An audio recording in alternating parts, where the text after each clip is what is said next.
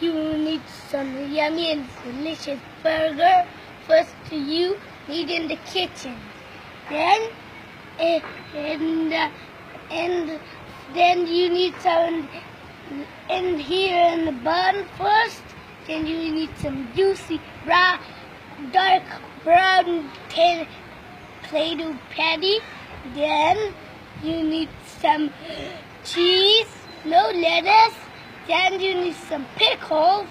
Then you need some cheese and tomato and more lettuce and more tomato.